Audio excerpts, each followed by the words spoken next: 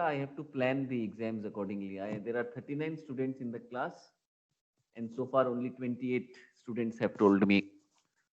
And there is no other business. There is yes or no. So either yes or no, I would like 38 entries.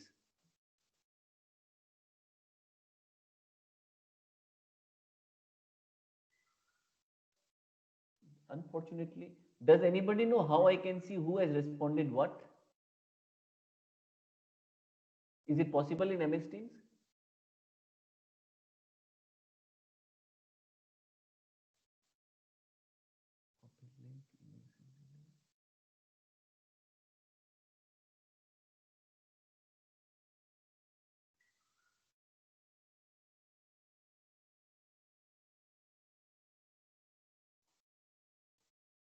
No.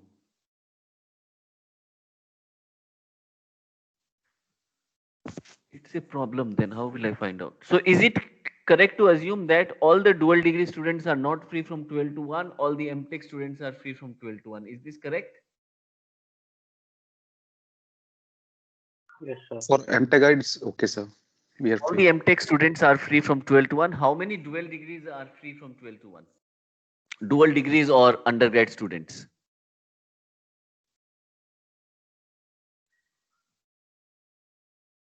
Okay, so there are 42 students, about 21 are MTech students and 20 are BTech or dual degree students. The MTech students are free, the BTech and dual degree students are not free. Is this correct? Sir. Okay, okay, thank you. So I will plan accordingly. Yeah. So yeah, we were in our Kelly model. So Kelly, he wanted to find out what is the minimum length of the fiber that we should use so that we make a composite material with the advantages of fiber intact. And his hypothesis is that it increases linearly up to a certain limit. That certain limit is when the stress reaches Young's modulus into applied strain. After that, it is constant. So we want at least the fiber length to be so much that at least at the center of the fiber, we are reaching this limit of Young's modulus into applied strain. So this is the concept of the critical ratio. So according to the concept of critical ratio, if assume that the fiber length is just enough to reach the maximum value.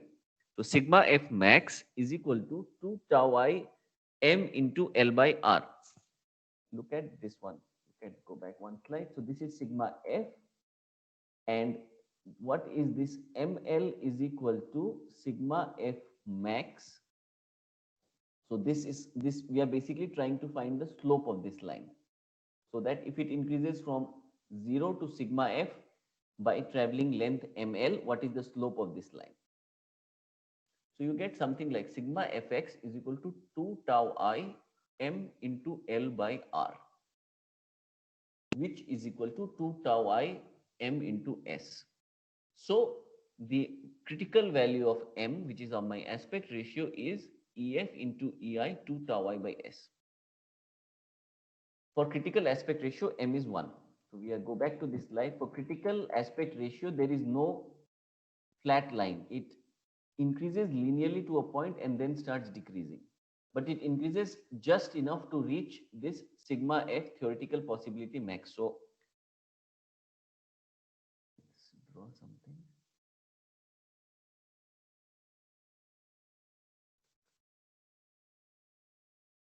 If my composite was having fiber with critical length, the length would go like this. It would be like this green line.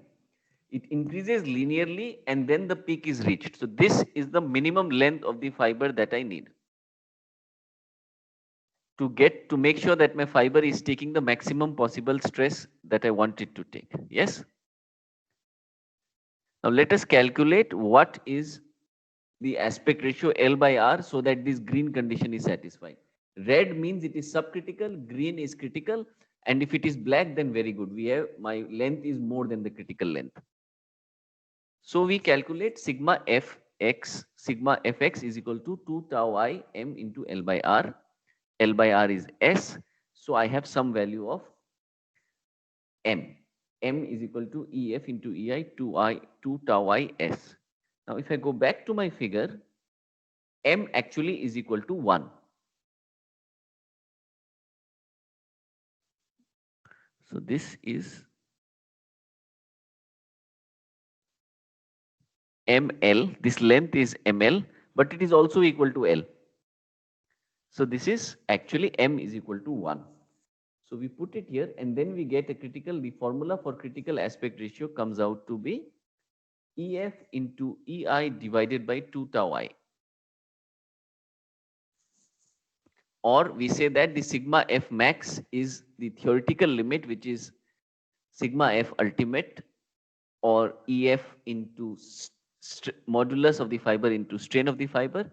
So we get this is my criteria.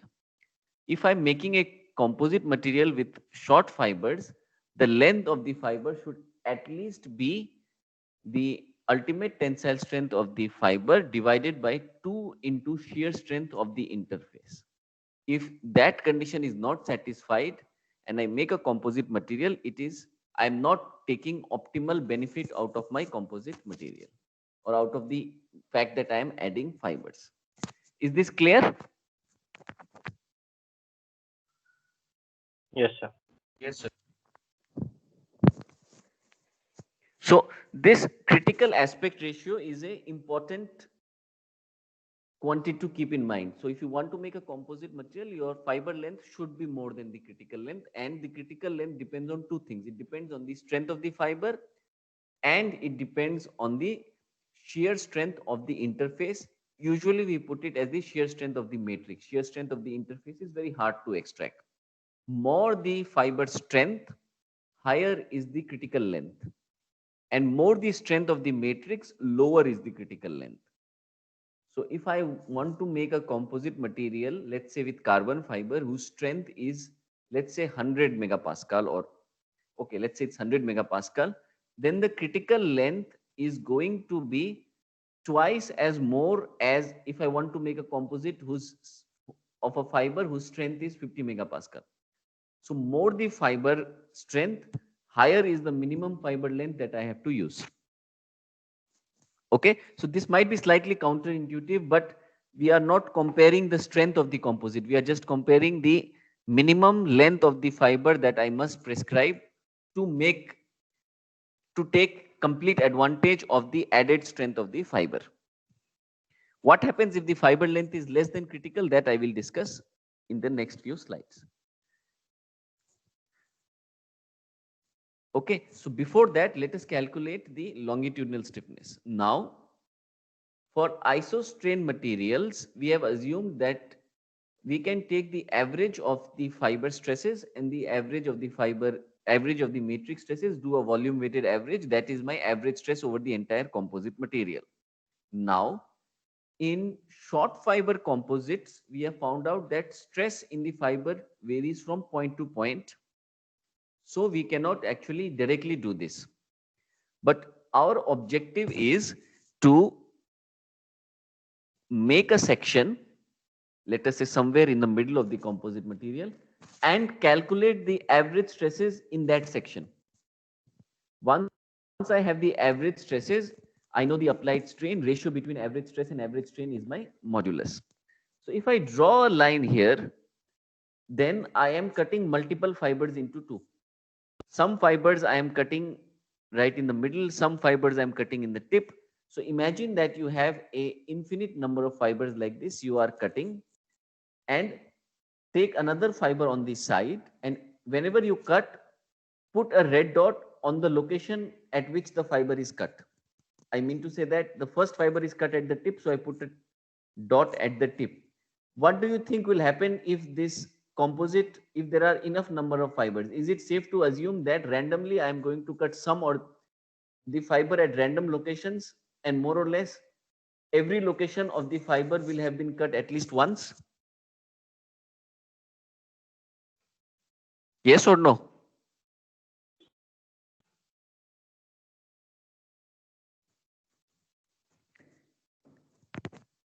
Let us do this, okay? Let us imagine that, let us cut a fiber here. Let us imagine that this is my section. So in the first line, the fiber is cut at end, the fiber is cut at the tip. So let's say I put a dot here. Now in the second one, it is cut in the center. So it is cut here. So let's put a dot in the center. In the third one, it is again at the tip. The fourth one may be somewhere in the center. So if I keep on doing that, I will see that if I take a fiber, calculate the stress at every point, integrate it over the entire length, I am more or less getting the average stress over the entire section. So I am getting this value sigma F based on the stress profile that I have calculated either using the Cox model or using the Kelly model. And I know so I take that, I integrate it over the entire length, I get this value, and then I can get the value of sigma 11, which is what I'm after to calculate the effective properties. Okay.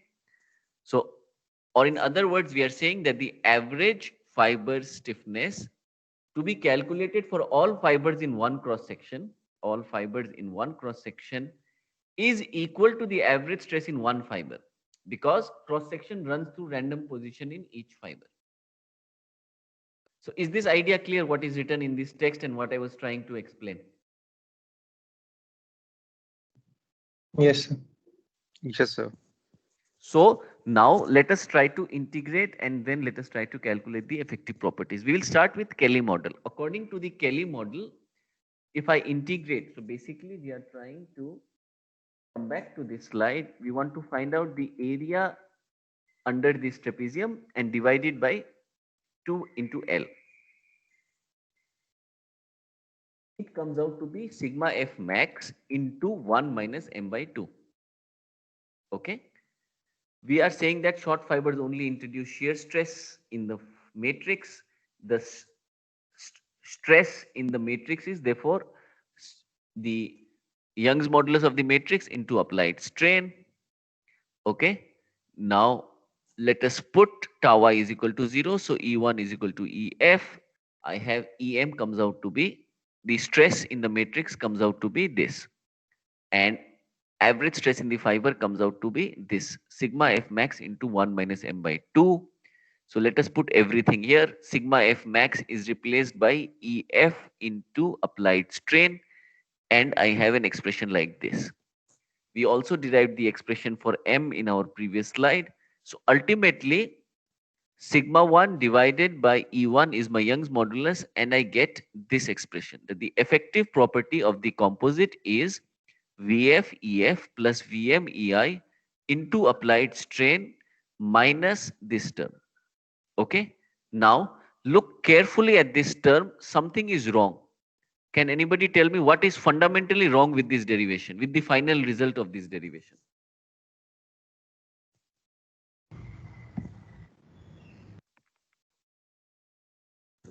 E1 we can cut.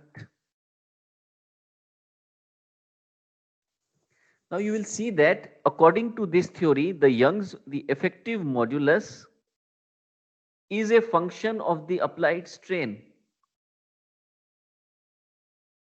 which is theoretically not possible. Huh? The modulus is independent of the type of loading that you do. It is a material property. So we cannot use the Cox model, we cannot use the Kelly model for calculating the effective properties. It is fundamentally wrong, because according to this theory, the effective modulus is a function of the applied strain, which cannot happen. This is coming because of the arbitrary assumptions that were made here. That the shear stress is normal, is constant, and then it is 0, and then again it is constant, or that the normal stress increases linearly, it is constant, and then again it decreases linearly. Because of this simplifying assumption, when we try to calculate the effective properties, we see that according to this model, the effective property is a function of the applied strain, which is theoretically incorrect, because the modulus is material property. It should be independent of the type of loading. So according to Kelly model, if this red line is the fiber property, green line is the matrix property, the modulus is slightly nonlinear. It increases with strain, but it is not, theoretically it should not take place. Secant modulus can change with applied strain, but the Young's modulus is material property. So this is incorrect. Okay, or for very small value of epsilon 1, if epsilon 1 tends to 0, then according to this theory, the property of long fiber of unidirectional continuous fiber composite is the same as that of short fiber composite. That is not possible. So we cannot use the Kelly model, but the Kelly model is a very nice model if you want to find out the aspect ratio of the fiber or the minimum length of the fiber that you must take. So now let us try to calculate the property using Cox model. Okay. Now in the Cox model also we have to do the same thing. The basic idea remains the same, that sigma 1 is equal to volume fraction of the fiber into average stresses over the entire fiber plus Vm into sigma m. Okay. And sigma f, we are integrating the stress profile that we derived yesterday over entire length divided by length to get the value of average stress in the fiber. So you get a relationship something like this. So this term Vf Ef into 1 minus tan h ns by ns is coming from our result yesterday. If you go back few slides, you will see that Ef was equal to sigma f was equal to this. So if I integrate this over the entire value of x, x varying from 0 to L, I will get this term Vf Ef into 1 minus tan h ns by ns. Now, based on this, we can get the formula for effective properties, which comes out to be Vf Ef plus Vm Em minus Vf Ef into tan h ns by ns, where definition of n was described yesterday and s is the aspect ratio. Or in other words, Vf Ef plus Vm Em is the property you would get if your fibers were infinitely long. Now, as the value of S, which is non-zero, is increasing, this term will increase. Vf, Ef, no, will increase. So it leads to some reduction in the properties as your S value reduces. So if S is very small, Vf, Ef, tan h, ns by ns is high. So the property drop is high. But as S increases, this term becomes closer and closer to 0. In a picture, it looks like this. So this dotted line is the property of your continuous fiber composite calculated using rule of mixtures. For a short fiber composite, it is this term minus Vf into tan h ns by ns. This is the reduction due to your fibers being small. And as S tends to infinity, this term will start tending to 0. And as S is small, you will see a major drop in the effective properties as a function of the length. So using the Cox model, we are able to calculate what should be the property of a composite material as a function of the length. Remember, when we said micromechanics of short fiber composites, this was one of our primary goals. And in my first class, some of you had also asked how much is the drop in modulus as a function of the fiber length. So using this formula, you can answer that question. Okay. So I'm taking a 5-minute break to answer any question that you might have on how the effective properties were calculated. Anybody? Sir, in slide number 19, we have used sigma f, that formula. Yes. This one. Is it this formula? Is it? Yes, sir, that formula. Yes. Sir, for This is that formula. stress at a point. Stress So, for a given value of x. X is the length of the fiber measured from the center. So this is x is sir, different points in the fiber. so sir, if we take in the middle portion where tau I is 0, then the sigma f will be 0. At the middle point, x is 0, so it is 2 tau I L by R. But sir, from the here on the left side, there we have two diagrams, tau I versus and sigma f. So if tau I is 0, then sigma f should be 0, is it? Wait. Sigma f is equal to 2 tau I L minus x. Sigma f is equal to 2 tau I L minus x only in this region. Okay, okay, sir. Okay. Since this is 0, all we know that sigma f is constant. I have to integrate this to get, I have to integrate tau I to get the value of sigma f now, but the value of the constant we cannot derive just by integration. So this formula that you have pointed out is correct only when this is constant and there is some value. When tau I is 0, we cannot get the value of sigma x by direct integration. Therefore, we increase it and then it is constant and then it is decreasing. Okay, clear? Yes, sir. Okay, good. Good question. Thank you. Any more questions? So can you calculate the effective properties based on any shear stress distribution if it is given, or based on any distribution of the normal stress?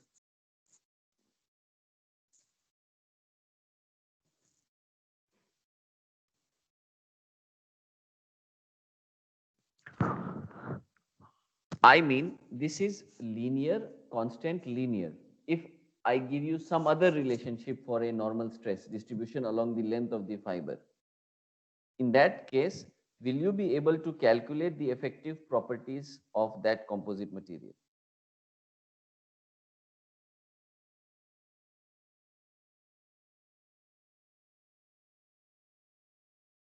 Yes or no? Anybody? How will you go about doing it?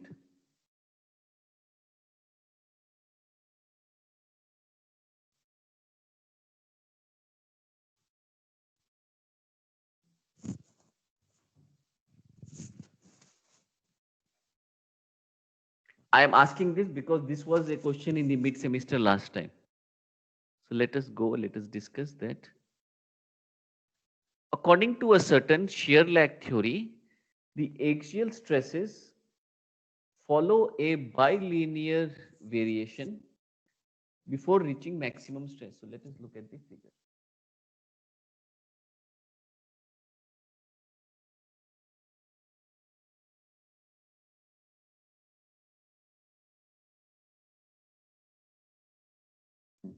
So look at this question. How would you solve this question?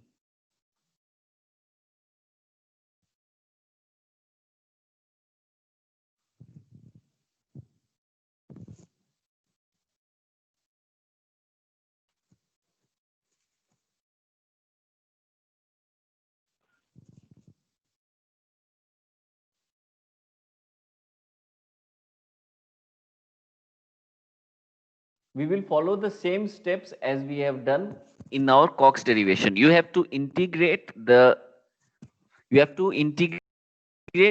stress profile over the entire length divided by L. Then you will get the average stress in the fiber.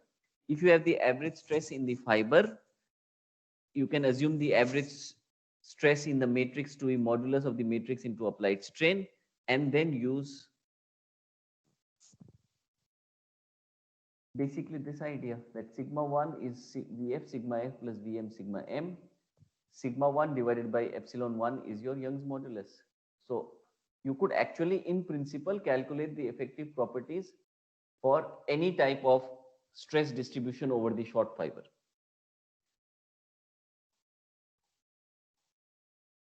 Is this clear now? Can you do think, or this question is not clear?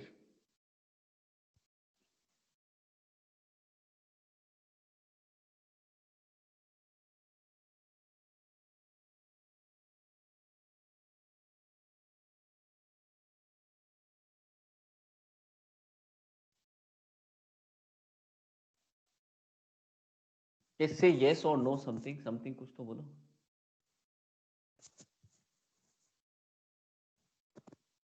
Hello, am I audible? Yes, sir. Good. So look at the question. Any doubt, clarification, something you must say, no? Everybody?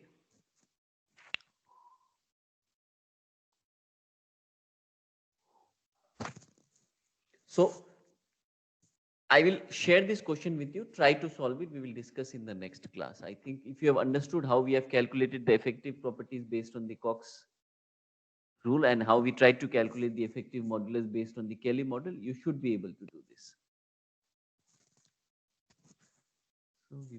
So we were somewhere here. Can I proceed, or are there some questions on how the effective properties were calculated? Any questions, or can I go forward?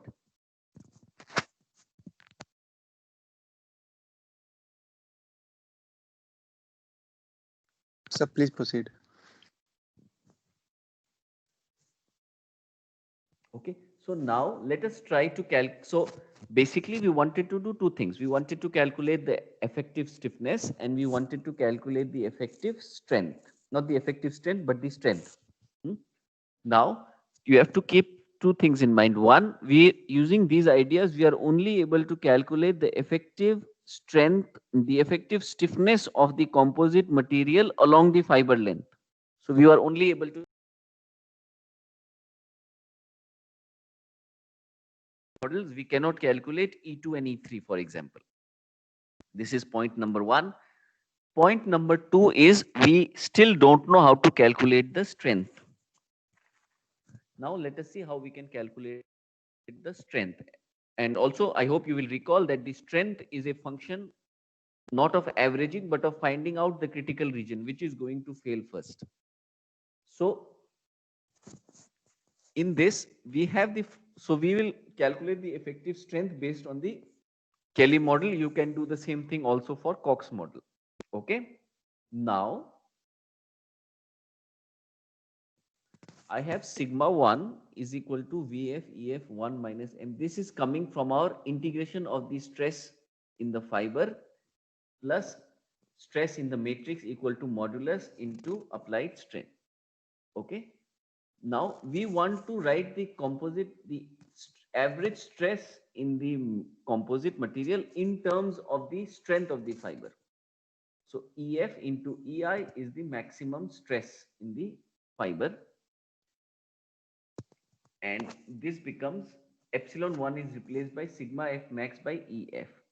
So I am getting average stress in a composite material is equal to the maximum stress in the fiber into this constant Vf into 1 minus m by 2 plus Vm into Em by Ef. Now failure will occur in the fiber if sigma F max reaches the ultimate strength of the fiber. So based on this, we can find out what is the maximum stress in the composite material when the fiber is failing. So it comes out to be my composite material will fail when my fibers will fail, and the formula is ultimate strength of the fiber into these terms 1 Vf into 1 minus m by 2 plus Vm into Em by Ef. M by 2 can also be replaced by critical length of the fiber divided by 2s. This is based on our derivations that we have already done. Okay.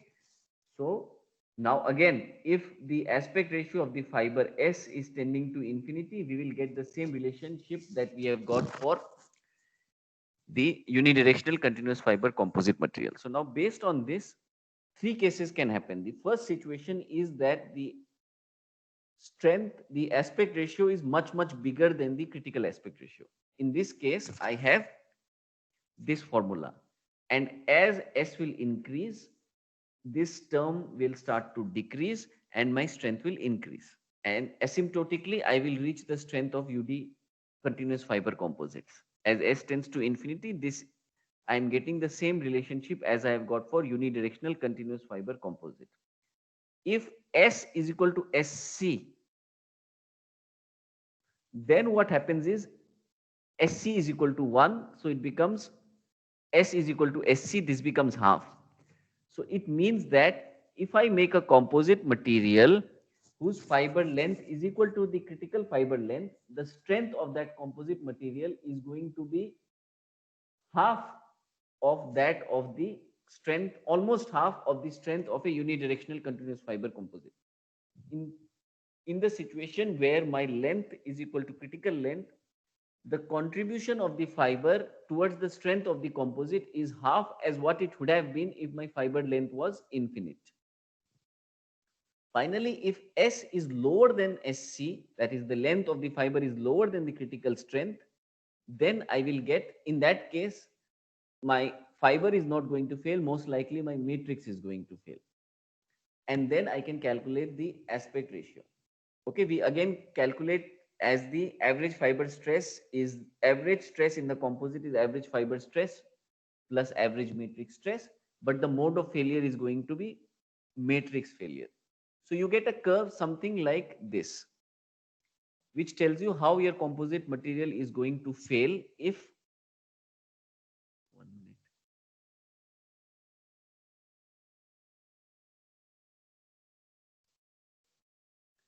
So this tells me how my composite material is going to fail if as a function of the aspect ratio, that is L by R. If L by R is very small, basically I am getting my matrix is failing, my composite is failing. If L by R is equal to critical aspect ratio, then the contribution of this fiber VF is half. And as L by R is starting to tend to infinity, then I am getting the same formula as I had derived for my unidirectional continuous fiber composite. So using the Kelly model, though I cannot calculate the effective modulus, but this is still a good simple model for calculating the strength of the composite and for calculating the aspect ratio. Whatever derivation I have done for strength using the Kelly model, you can do the same things also with the Cox model. Again, the strength, the modulus operandi remains the same. You will try to derive the composite stress in terms of sigma F max. And sigma F max is replaced by the tensile strength of the fiber. And then you get a relationship between the tensile strength of the fiber with the average stress of the composite at when the fiber is stressed to that limit. That way you can derive the expressions for strength of a composite material. Okay, and I think this plot also explains the logic behind going for a critical strength, for the critical aspect ratio. Okay, good. Any questions or was I too fast?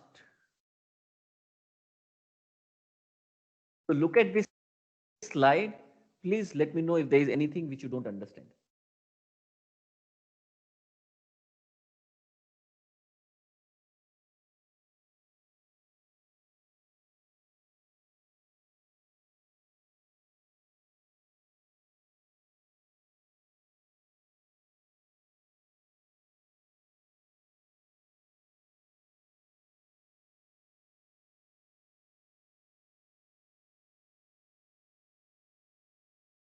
Is my derivation completely unclear? Nobody is understanding anything.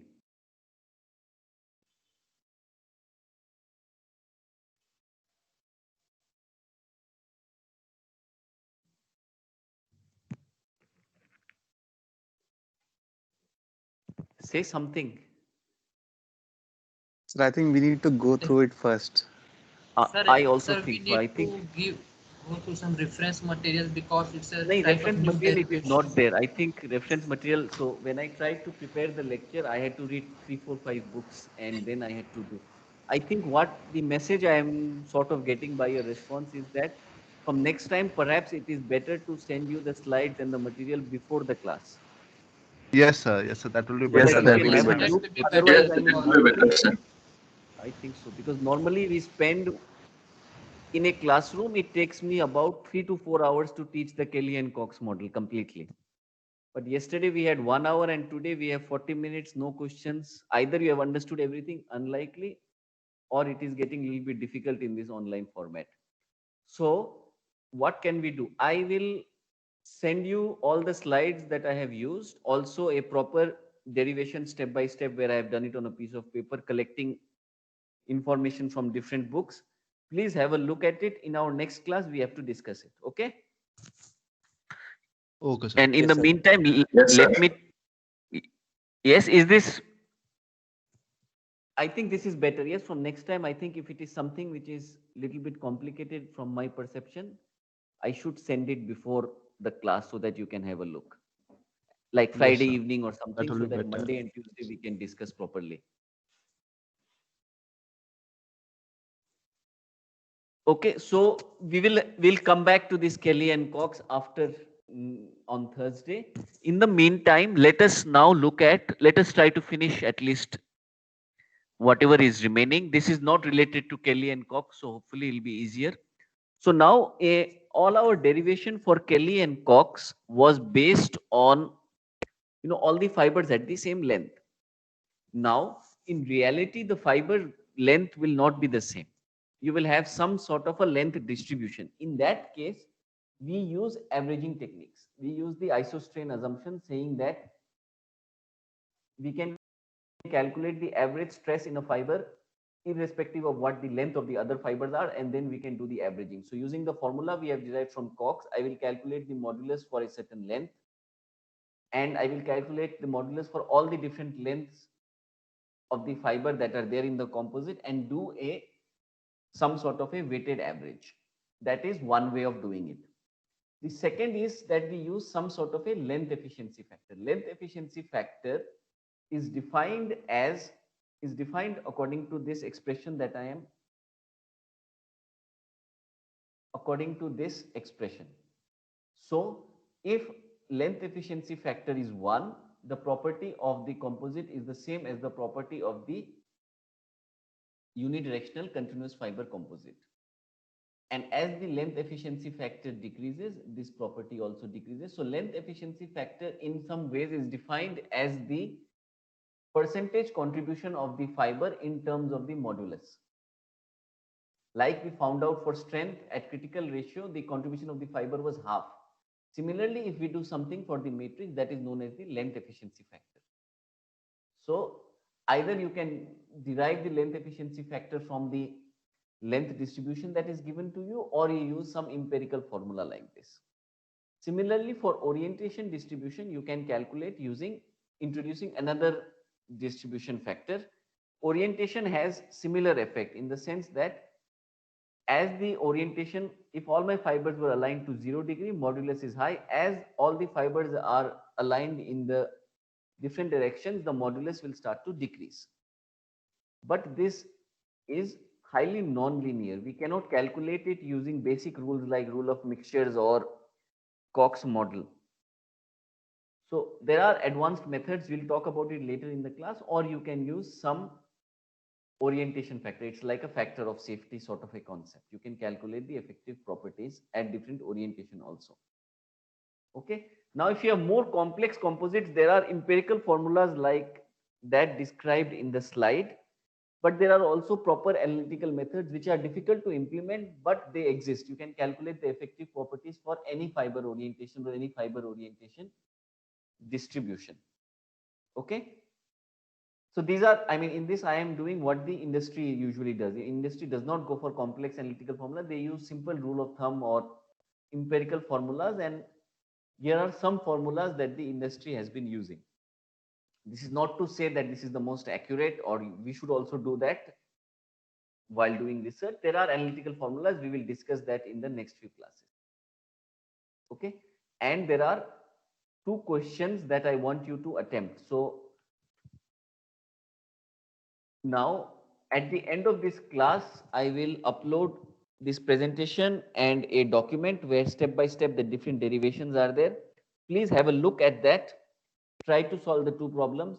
After going through the derivation, after going through the presentation, if you have some doubt, I will be happy to respond. Or if you have any doubt just now, you can ask me now also.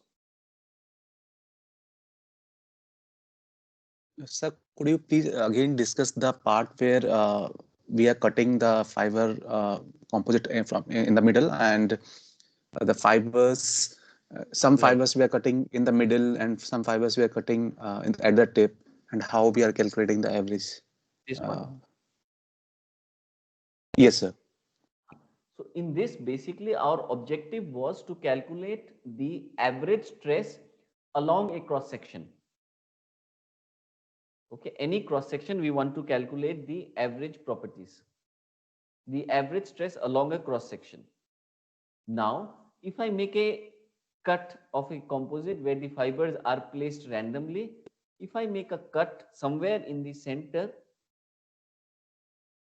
and if I see from, if I and if I have a top view of this, I will see that some fibers were not cut at all. It was passing through the matrix. Some fibers were cut right in the middle. So based on the different fibers and the location of the different fibers will get cut in different directions. And now we want to calculate the average properties across the entire length. So what we have done is we have taken a fiber and we are saying that the average fiber strength, this is not stiffness, sorry, the average fiber strength in any one cross section is equal to the average of one fiber, because one fiber is made of different points along the length, and when we are cutting it, also we are likely to hit we are likely to cut the fibers at different length, and since it's all very random and there are large number of fibers, the average fiber strength across one cross section is equal to average stress in one fiber, because the cross section is running through random position in each fiber. Clear? Yes, sir. Understood now, sir. So, Did so this should sir, be strength as my bad typo. yes, sir. So, but in Cox model, we took that the stress in the fiber is actually varying non-linearly, and it is reaching maximum at a. So this average is calculated by integration. This average is Okay, not sir. calculated by averaging as such. We integrate and divide over the entire length to account for the fact that you just mentioned. Okay, sir. Okay. That's why we have done this. Sigma F average is 1 by L integration 0 to L d sigma L.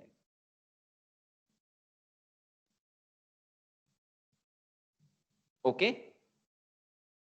Yes, sir.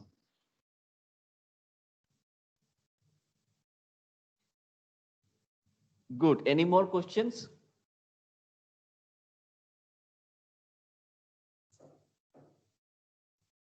Okay, I think I'm very surprised that there are no questions, because this is a difficult concept actually. So let me share all the material with you. Please have a look. Thursday morning, we will have our class at 8 a.m. and at that time we will discuss. Okay? After you have Yes, read sir. all the material that I sent. Because normally what I have discussed 1 hour in online class, if it was a classroom where you were in person and I was doing it in chalk and taking questions in the middle, normally this takes 2 to 3 hours. So something is not right. I think this was not an easy topic to teach in online mode. So let us try some other approach. Read all the material and Thursday we will discuss. Okay? Okay, sir. Okay, good. So I am closing this class and see you on Thursday.